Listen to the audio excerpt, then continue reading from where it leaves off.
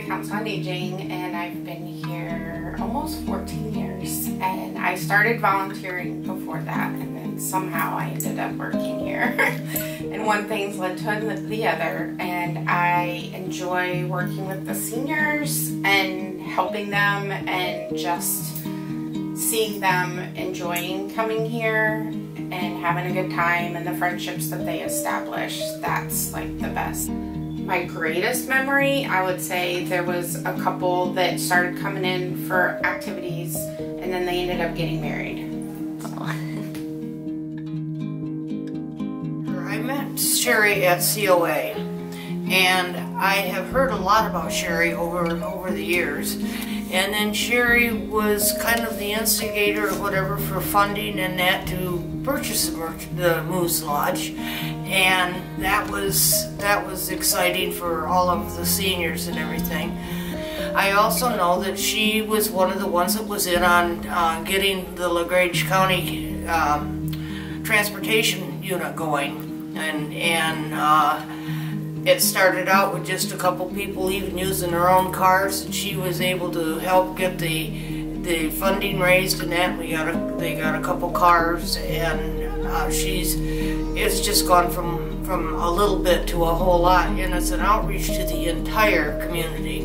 So I feel that is a very, very good thing for her. She also manages all of the volunteers there at COA, and she helps in all things that are going on. She organizes the meetings for the luncheons that go on. She has the sheriff and nursing homes and the hospitals and speakers like that come in, and they're all helpful people that are there for the seniors, and I just think that that's a wonderful thing. And then it's my understanding that she's very active in her church, and she does a lot of volunteer work for her church, and she just kind of reminds me of a captain of a ship that is on the go constantly, but she is a very organized person, and she likes people, and she likes to help in all ways that she can.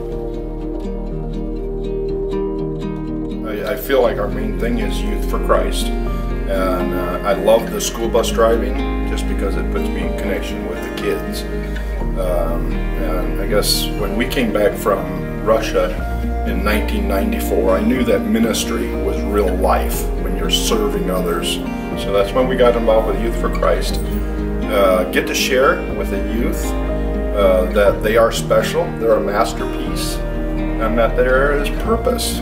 There is a purpose, that God created them with a purpose, and I believe everybody needs to know, and this is kind of something that Billy Graham, I love Billy Graham, and he taught me that everybody needs to know, who am I, where do I come from, what happens when I die, and what's my purpose in life. And he always said, and I believe this with all my heart, that who and what would be better to explain that than the Word of God, who created us. So we try and share with the students, no matter what happens, that they are special, they're a masterpiece, and that life does have meaning, and there is purpose. And these latter days, it seems like that is even more important for the mental stability of our youth. So to share the truth with them and give them a purpose is a delight. To watch their light bulb go on. My favorite memories probably is of when students make a commitment to Christ. We had 3 boys that wanted to be baptized down on a spring break Florida trip. One of those is now married and is a part of the ministry, comes back. And that's probably my greatest joy, is to watch these youth grow up and come back and be a part of the ministry, to share that with the next generation.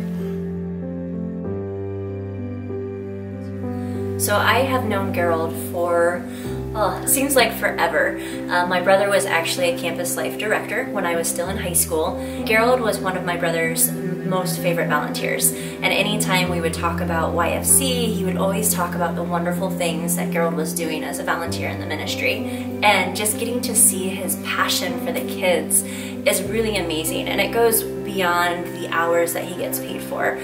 This man goes above and beyond the hours that he should be putting in, the phone calls with kids, going to their houses when they're going through tough situations, picking them up for events when they can't get there, and not even just campus life events, just everyday life events.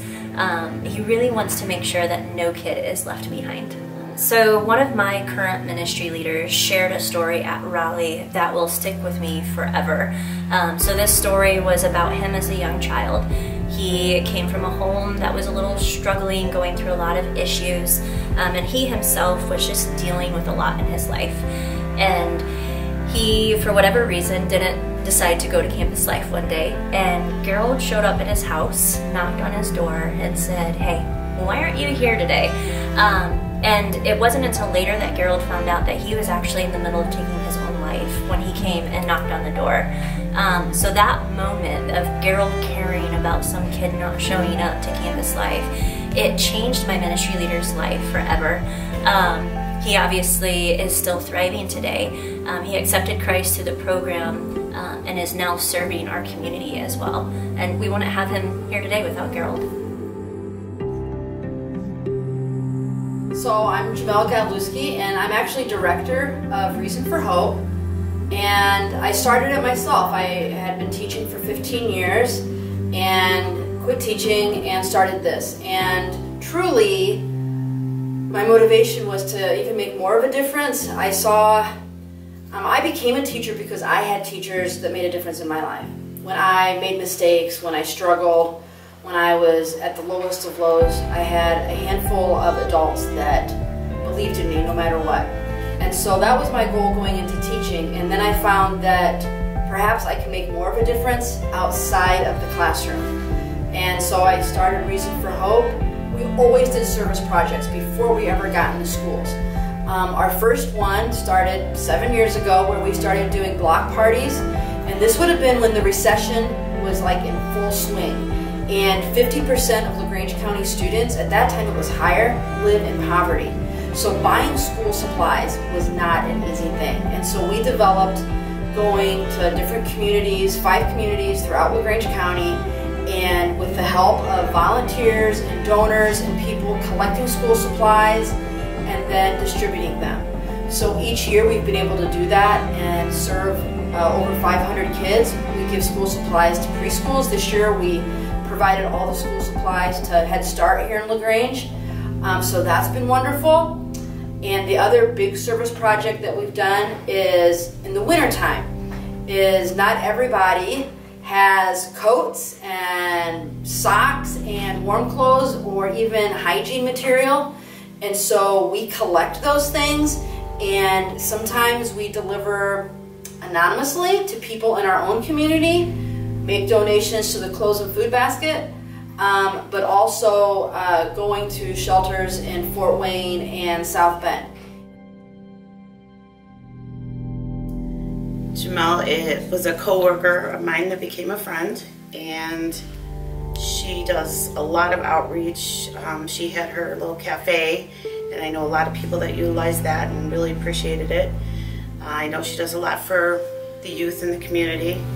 She goes to all the schools and discusses things like bullying and suicide prevention, and I know she collects things and makes sure that all the kids in the community have what they need for school, backpacks and whatnot. She does camp, she tutors, she just does so much.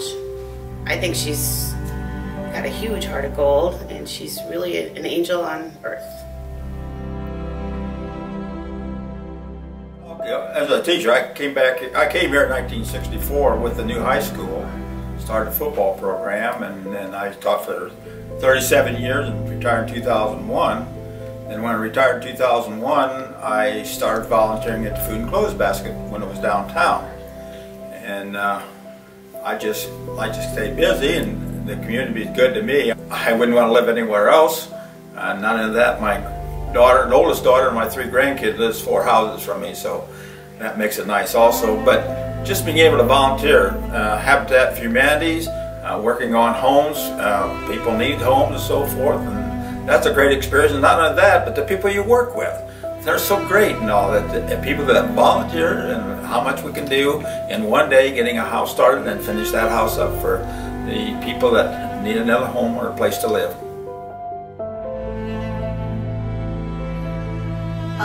Jay was my first thought when I read in the newspaper that you wanted a true volunteer that gave with his heart, because that's Jay. He belongs to the JCs. He's there, and he helps with Habitat for Humanity. He helps with the touch of kindness, where if people need a roof repair on their house or they need a ramp, he goes and helps on that. And then he talked about, he saw in the paper where the farm was going on, so he went out and worked there. Then the Habitat for Humanity was, he went right out to Shipshewana and volunteered to help them. They had him cutting pies for all day. Now there are just a lot of instances like that where the majority of men would not volunteer and do that. That man has a heart of gold. And so it's been a good relationship to get out in the community and help your neighbors if you can. And Habitat. Oh yeah, I work. We got a crew together from our Plato United Methodist Church, and when they got the building pretty well finished, we cut the trim. I had a saw that you could put in any angle, and so I would cut the trim, and the rest of the crew would put it up, and we did all the trimming out and hung a lot of the doors. The exterior doors were usually hung, but we did the interior doors and all the trim in the homes. And I repaired some, one of the electrical wasn't done right, so I reworked the electrical so they'd have lights in all the rooms and work like they're supposed to. And that was an enjoyable time. And our pastor was working on that one, and the newspaper come around and interviewed me, and that was probably the time they said, well, why are you taking your vacation to work here? And I said, well, it's a witness for the Lord. And I said, the Lord, we have a bunch of Christian people get together to help others, and that's just the best way to spend your vacation time. He comes to my house every Sunday morning, gets me to take me to church, which is very nice, and then him and his wife take me back in the day. He's very good with people. He's very good at the church. He does a lot for the church. He also has a garden that he takes up to Food and Goes Basket and helps them out. And he's just, anything that I need taken up there or anywhere, he's more than willing to take it for me, fix my doors, things like that. And he helps other people too. Well, I think the first thing that I was a part of and started was the How Community Association. It was, it's still going, so I guess that was a good thing. I think probably the ARC Animal Rescue was my passion at that time, and I'm glad it's continued to grow and be what it is.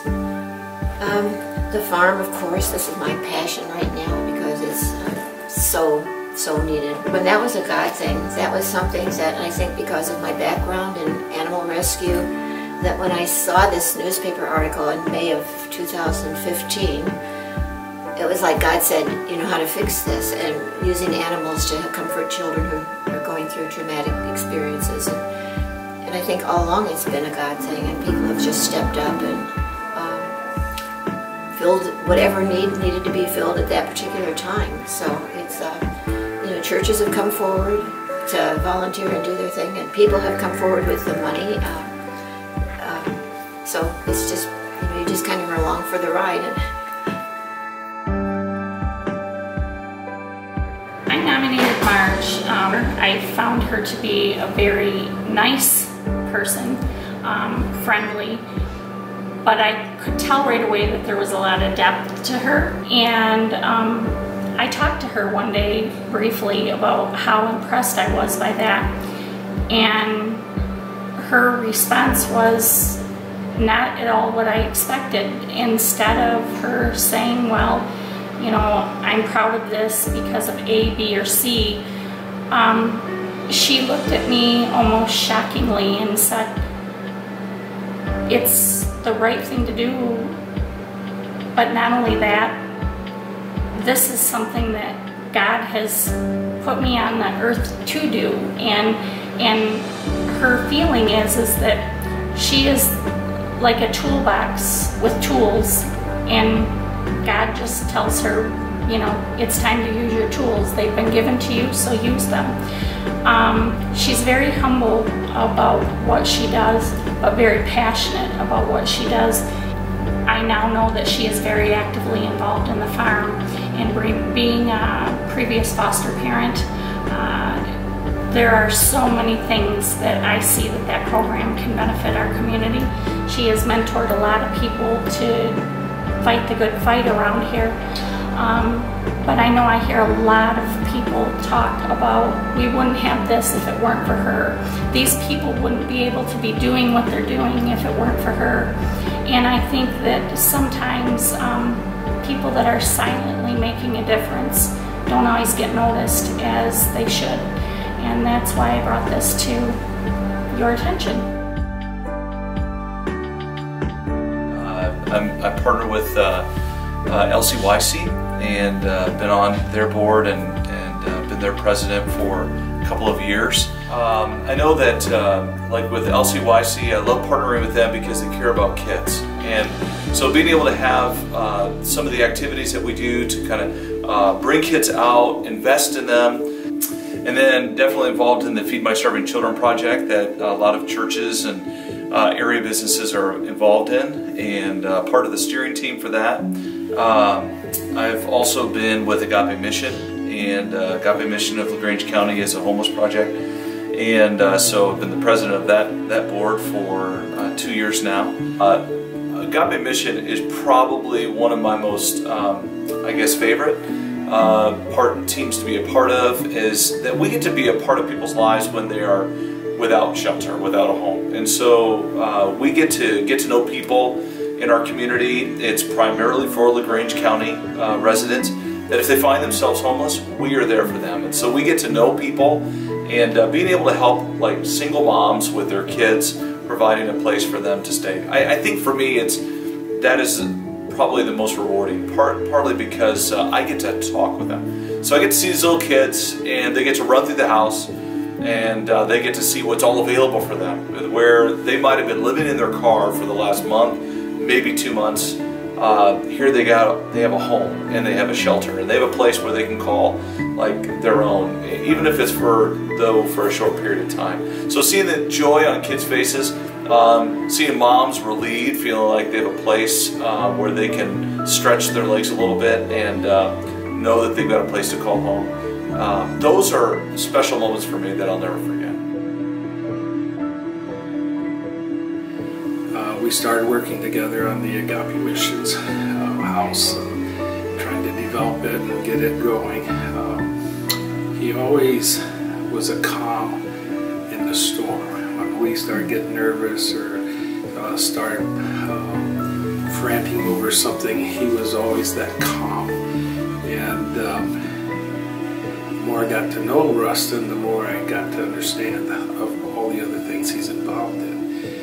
Besides volunteering to be the chaplain at the Sheriff's Department, he's in LCYC. Those are just a few things that he really, helps out with. He just has that special heart, for service, for people. I got involved with Relay for Life in 2000. We did not have a Relay for Life in LaGrange County. So in 2001, I made it my mission to start a Relay for Life in LaGrange County. Little did I know I was going to get pregnant and have a baby right before Relay. So we started this relay, and I did a relay with a 3-week-old for all 24 hours to raise money for cancer in LaGrange County. Now we're looking at, it's been 16 years and we're still relaying in LaGrange County. I've served a lot of different positions for relay. I have a passion for the cure. Sorry. When I started relay, my mom didn't have cancer. She was later diagnosed with cancer. After our first relay, I relayed with her for 8 years and I lost her to cancer. I still feel very passionate about the cure, and I know there's a cure out there. It's just getting the resources available to get the cure. The American Cancer Society believes firmly in making sure that patients have rights and that as they go through treatment, their life is sustainable as possible. So I feel very passionate about that. I attend the Mongo United Methodist Church. I head up all the youth fundraising for church camp. We're able to send anywhere from 10 to 30 kids to church camp every year, and they don't have to pay a penny out of pocket. They have to work and earn their way. The church pays half and the kids fundraise the other half. So it doesn't matter if they've ever stepped foot in our church, or we even know them. If they want to go to church camp, we make sure that they get the message. And I'm involved with the Mongo Community Development, which was an organization that started in 2003. The main purpose of it was to make Mongo the safest haven we could in our community. We do things like street lights. We created a park. We have a summer parks program. We educate the kids through the DNR about water safety, bicycle safety, fishing and hunting programs, all kinds of things that make Mongo the unique part of the community that it is. I first met Shannon 5 years ago at Relay for Life. I had no knowledge of who she was before. Actually, I didn't even know what Relay for Life was. But I was invited, and she was the first face I saw there when I walked in. She does registration, and she was so warm and welcoming, and it's such a hard thing to walk into as a cancer survivor. And just having her there at that front gate to meet me and love me and let me know what was going on was wonderful. Additionally, what I found as I leaned in and worked with Shannon is Relay for Life's not the only thing she does. She's connected with the American Cancer Society through Taking the Reins for Cancer, Strike Out for Cancer, Coaches versus Cancer, and a lot of Making Strides events. Additionally, she is deeply embedded in the school Prairie Heights system and her volunteer positions there with her church and with her community in Mongo. I'm not sure exactly when she sleeps, but she goes 100 miles an hour. Most people talk about dialing it back a little bit, and Shannon just seems to have a toggle switch. She's full on all the time. I think the community as a whole just needs to know who this lady is and how much she loves the entire community and the people and her wonderful, wonderful heart. And then there was an ad in the paper for SHIP in LaGrange County, and they didn't have one. So I interviewed for that and got it. And we had another one for a while, but her husband got sick, and then she got sick. So it's me, and I can't get anybody else to we need more than one. I love the SHIP. I met a lot of very nice people. And at the Council on Aging, I like being there too and hanging out.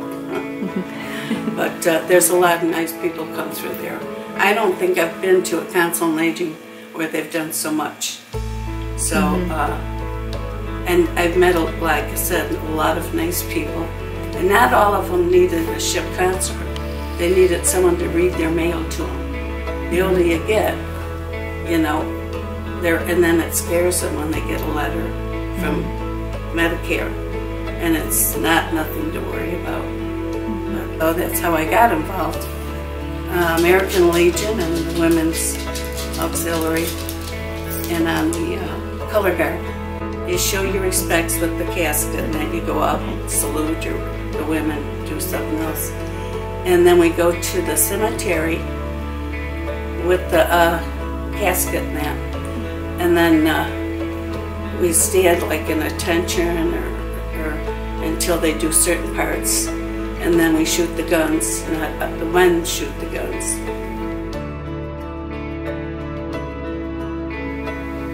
Trudy was the head of the Democrat Party, and regardless of whatever your Republican-Democrat affiliation, Trudy believes that people should have a choice, and that's why she does what she does. Well, she became a SHIP counselor. It's a program through the state of Indiana that they help find counselors that are just volunteers, and they are trained to help people with their Medicare questions. During open enrollment, they can tell them which plan would be the best plan for them. It's a website that they go to, and I asked her to be on our board because I felt she would be really a good, vital asset, and she agreed to. And she was really involved until she got sick. She really cares about people, and she said to me one time, well, if I don't help them out, then who's going to?